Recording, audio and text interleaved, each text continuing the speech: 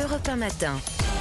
L'édito politique sur Europe 1 avec Le Figaro. Bonjour Vincent Trémollet de Villers. Bonjour Dimitri, bonjour Anissa, bonjour à tous. Bonjour Vincent. Vincent, ce matin, Le Figaro publie un sondage. Odoxa Backbone. Question, que pensent les Français du terrorisme et de l'immigration ? Les résultats montrent une défiance spectaculaire. Sur ces sujets de sécurité et de civilisation, Vincent, il faut comprendre que le pays est fracturé. Alors la fracture est béante, oui, mais elle n'oppose pas les Français entre eux. Le gouffre immense est celui qui sépare les Français de ceux qui les gouvernent. Je vous donne quelques chiffres très éloquents. 78% des citoyens ne sont pas satisfaits de la politique migratoire et seulement 15% d'entre eux, 15%, considèrent que la loi immigration permettrait de réduire le terrorisme islamiste. 8 Français sur 10 mécontents, cela peut annoncer une lame de fond électorale, surtout que ce sondage en confirme beaucoup d'autres. Si nous continuons à réfléchir sans prendre en compte cette révolte silencieuse, on prend le risque de s'installer dans une surréalité qui n'a plus grand-chose à voir avec la vie des gens. C'est le syndrome de la bulle médiatico-politique qui renverse la hiérarchie et qui aveugle ceux qui s'y enferment. On glosse sur Emmanuel Macron qui poursuit son escalade verbale dans la fermeté, mais peut-être qu'il crie dans un désert d'indifférence. Gérald Darmanin fait son maximum, un bras d'honneur à la CEDH, interdiction de manifestation retoquée par les juges, tacle à Karim Benzema.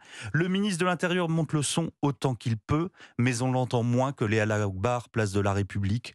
Pour le moment, seul Gabriel Attal, depuis l'interdiction de la baya, bénéficie d'un effet de curiosité, effet très fragile, mais effet réel. Mais alors, à qui cela profite-t-il ? Marine Le Pen ? D'abord à l'abstention, à la sécession civique, au désespoir sans doute aussi. Dans ce même sondage, aucune force politique sur ce thème de l'immigration et de la menace islamiste n'emporte d'adhésion majoritaire. Reste tout de même une hiérarchie qui montre, s'il fallait encore une preuve, que la France roule à droite. Pour lutter efficacement contre le terrorisme islamiste, les sondés mettent le RN en tête, avec 36%. LR, derrière, réunit 29%, ce qui n'est pas si loin. Et Reconquête, le parti d'Éric Zemmour, avec 21%, est au même niveau que Renaissance, le parti du président de la République. Ce mauvais score de la majorité, c'est le fruit de 7 ans de déni et de revirement. Emmanuel Macron, depuis le premier jour, évite ou minore ces sujets de sécurité et de civilisation. Aujourd'hui, il ne rassure plus, c'est même le contraire.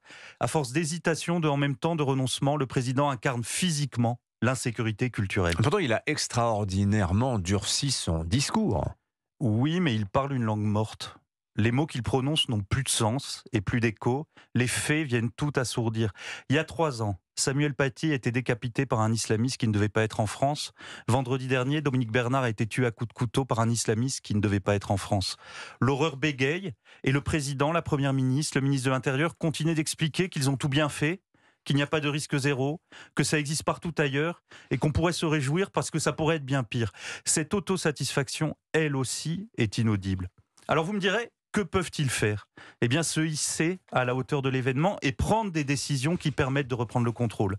Pour Emmanuel Macron, c'est ouvrir par référendum la possibilité d'un référendum sur l'immigration. Pour Gérald Darmanin, c'est être prêt, si l'État refuse de s'affranchir du carcan européen, à aller jusqu'à la démission. Pour la droite, c'est de faire de ce référendum un préalable et de refuser franchement de s'associer à un gouvernement qui s'est discrédité dans sa politique migratoire. Au Sénat, comme à l'Assemblée, si LR s'associe d'une manière ou d'une autre à la loi immigration, la droite sera emportée dans le désastre. Elle ouvrira le boulevard de la victoire à Marine Le Pen. L'édito politique sur Europe 1, signature Vincent Trémollet de Villers. Merci Vincent. Et à la une du Figaro, donc, la défiance des Français face à la politique migratoire. Tous les résultats détaillés du sondage Odoxa dont vous nous parliez à l'instant. Bon week-end Vincent.